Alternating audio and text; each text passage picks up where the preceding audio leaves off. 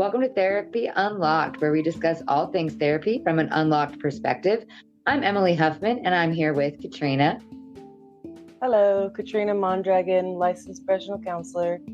All right, so like I said, I am a professional, but not your professional, so nothing we're going to talk about today should be taken as medical, legal, or otherwise advice. This podcast is purely for education and amusement. That is it. That's the disclaimer.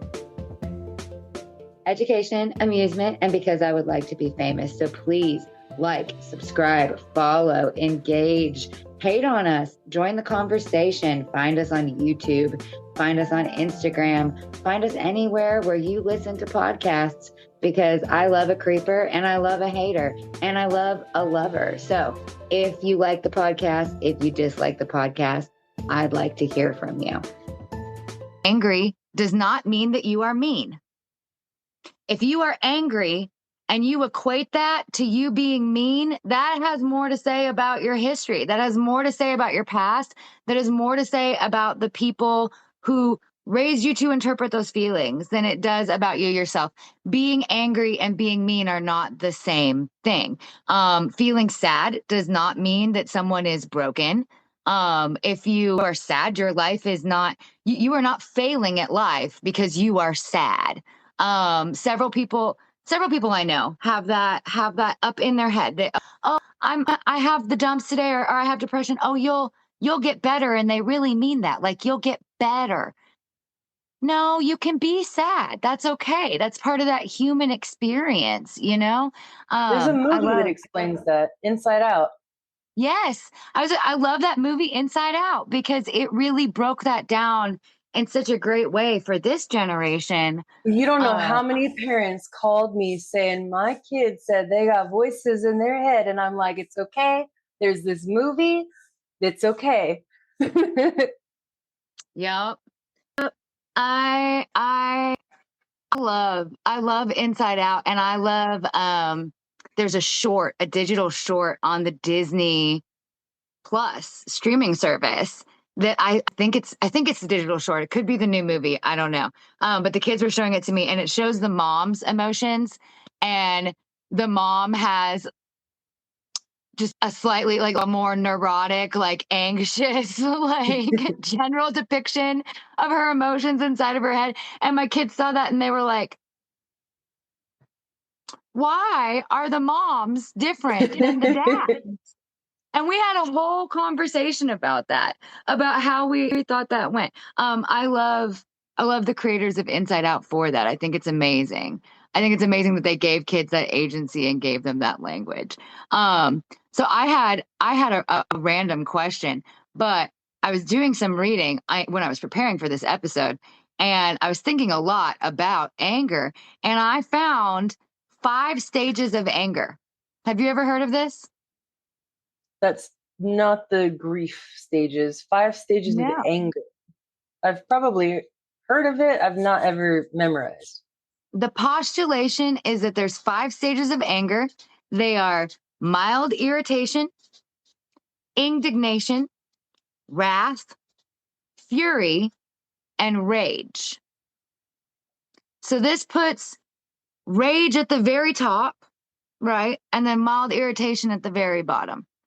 So I'm looking at this and I'm thinking, okay, we can make it fit into this framework. Like, my brain is thinking I can make it fit into this framework, anger. But does it fit into this framework? Are there just 5 stages of anger? Or do you feel like there is a much broader spectrum to the emotion of anger? I think there's a much broader spectrum because I don't put things in little boxes. But I Googled it just because I had never Googled it. And the 5 stages of anger that came up was trigger, escalation, crisis, recovery, and depression. So I don't know what your source is. I'm curious. Yeah. I'll have to go back to my saved. My saved items. Yeah, no, actually mine just pulled up the same thing too when you just type in 5 stages of anger. Oh no, it's 5 phases of anger. And it looks like this one came from Man, do I get on some weird stuff when I read late at night. Insight for Live in Canada. I don't live in Canada. Shout out But to this Canada. article is Insight for Live in Canada. This is not Canada, nor do I live in Canada. That said, though, I don't know, that general idea that we can categorize it, that we can put anger into. It looks like there's some on YouTube too that have different 5 stages in there. So maybe people are just using that as a clickbait or a buzzword when you type it in that way. I was looking at anger in a broader scope while I was reading about it. But that said, the idea that we can categorize anger in that way, in a shorter way. So I'm looking at anger management, and it seems like that's a general repeated principle is, what level is your anger, right? With there being, a range between mild to severe. And I'm not sure if anger can be categorized in that way. I think it's such a very complex emotion. Sometimes it's useful and sometimes it's useless. And it's the only one that I say sometimes use avoidance. If you avoid the person, place, or thing that's making you angry for about 30 minutes, but no more than 24 hours, you will return physiologically to a state of more calm and able to be thinking more clearly to address the situation how you prefer. The reason I say no more than 24 hours is because then you're kind of running up against sweeping it under the rug and not addressing it at all.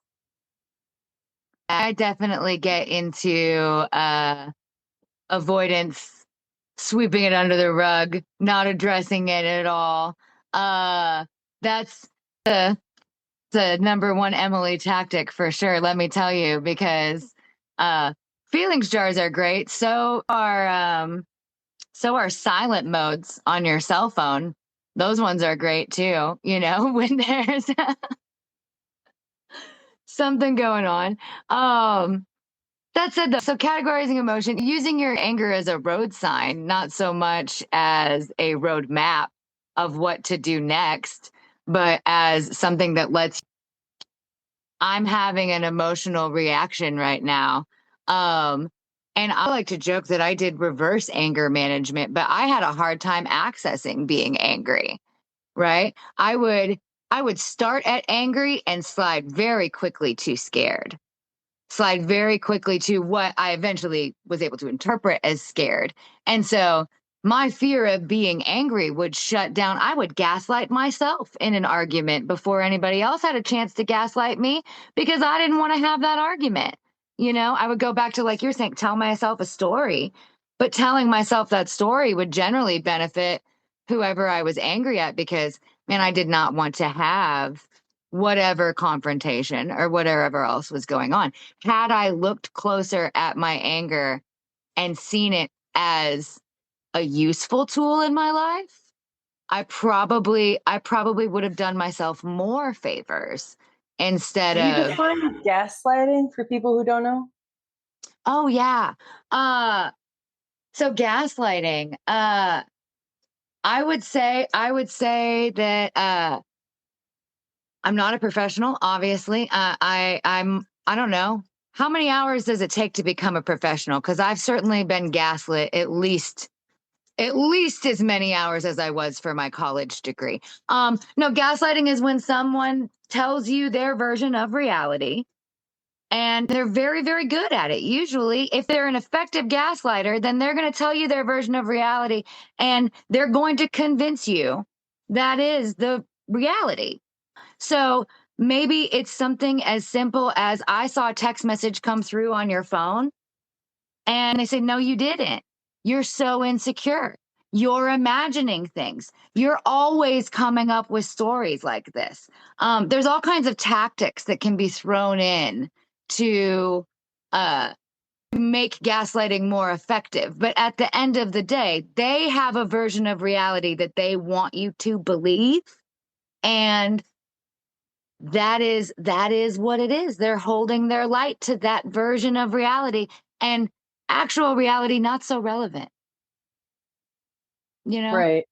And that's why I think empathetic fallacies are just that, a fallacy, because it is unnecessary to try and be empathetic to somebody who's trying to gaslight you. That's all the time we have for today. Thank you for joining Therapy Unlocked as we unlock the mind one conversation at a time, discussing all things therapy from an unlocked perspective. You can find Therapy Unlocked on most major streaming platforms, wherever you enjoy listening to podcasts. We are also present on YouTube and Instagram, and we hope that you will like, follow, subscribe, and join the conversation. We'll see you next week as we continue the dialogue and continue unlocking the mind one conversation at a time. Have a great one.